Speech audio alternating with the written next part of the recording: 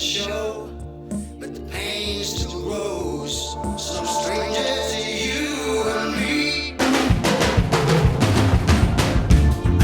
If you are watching this video, then I am 99% sure that you won't buy this phone, because, and there's no doubt at all, this phone is extremely expensive for what you're getting. But the problem is, the target market for this phone is not really anybody who watches YouTube videos or spends any large amount of time online. Now, I have been to the Apple Store this morning to pick one up, and there were two older folks picking one up, and then I actually text my dad on my way home and asked if he was buying one today, and he said he was literally picking one up later today. So, with that in mind, let's give it a chance. We're going to check it out, unbox it, take a few camera samples, also test the new cellular modem in it as well, and see if it is really worth the £599 here in the UK price tag.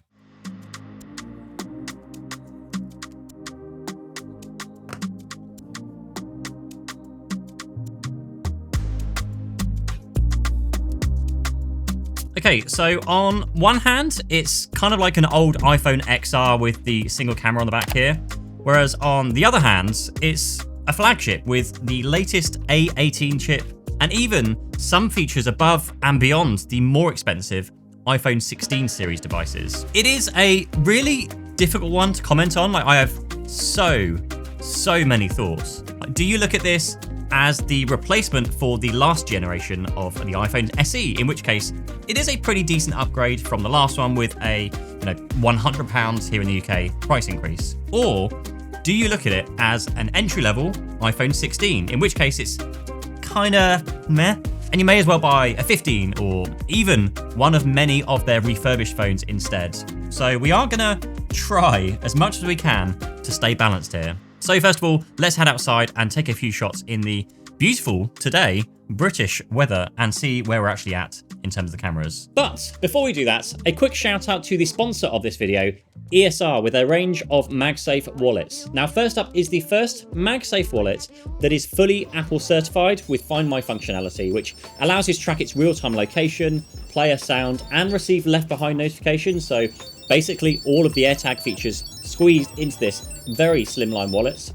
Now, the 3-card wallet also has a super strong magnetic lock of up to 3,000 grams, which is double the strength of Apple's own official wallet, so it really isn't going anywhere. You also get an included kickstand that works at any angle between 15 and 170 degrees in both portrait and landscape, and includes a finger loop that tucks away when not in use. Then there is the classic wallet, which holds up to 5 cards securely, including 3 individual card slots and a clear window for ID cards. It also has strong magnets, which are 4 times stronger than the official brand, and that adjustable kickstand as well that moves from 15 to 160 degrees. So if you like the look of any of these, then pick them up and use the links down below. Also, obviously, because, lacking MagSafe, esrgear.com, you can actually buy a MagSafe case that fits to this, which now does work with your MagSafe wallet. So yes, interestingly also, Apple don't make MagSafe cases for this phone, so you are going to have to look at third-party cases for this phone.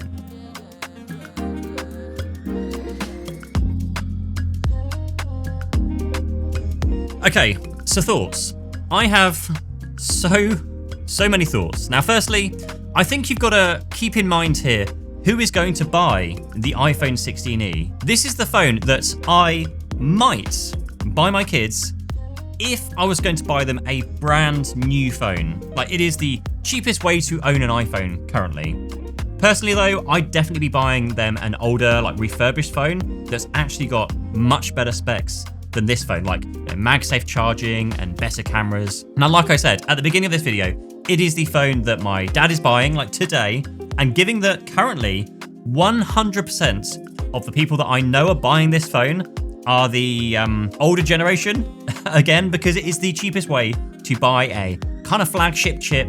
It's the same chip that's in the iPhone 16 and 16 Plus, albeit with one less GPU core, which honestly, again, that generation aren't going to be playing intensively graphical games, so they're not going to notice. There's no camera control, no dynamic island, no ultra-wide cameras along with a few video modes.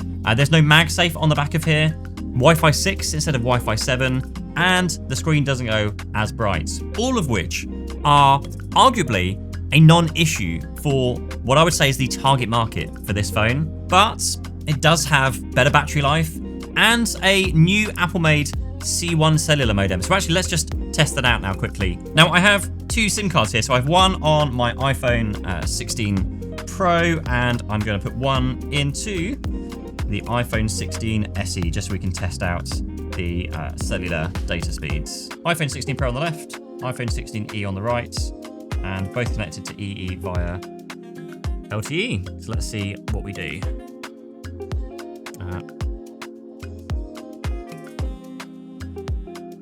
Ooh, interestingly. Wow.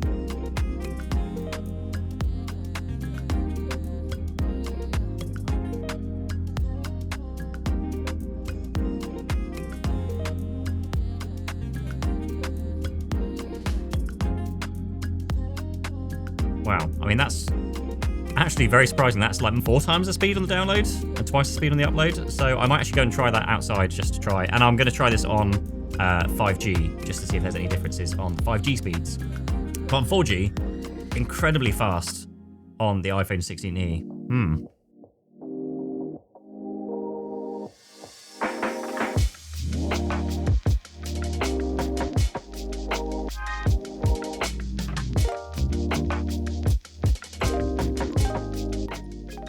Right, so we've done quite a few different speed tests. They're now connecting to the same server, so they're not connecting to different servers to test.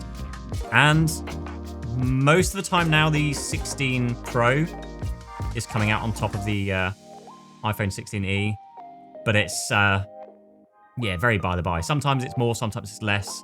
I'm seeing more results at the moment on the iPhone 16 as being faster. So Apple creating their own in-house cellular modem is no small task, and it is something they need to get right because we've had this whole, cellular, was it a hold gate or antenna gate we had before? Because of course, nobody wants like spotty connectivity or poor speeds. It actually gives Apple a chance to test it with a, much less fussier, smaller set of iPhone 16e users right now, before potentially we see this across the entire iPhone 17 lineup later this year. So yeah, when you look at this phone, it's actually not a bad phone for the type of person who is buying one of these. Like I said, it is the cheapest way to buy and own an iPhone today. But with that said, as many people have already pointed out, you could instead pick up a better refurbished phone for the same cost here. Now on the store in the UK, that's an iPhone 14 or a new iPhone 15 for £100 more. Now that does have no Apple Intelligence, it does have an older chip, but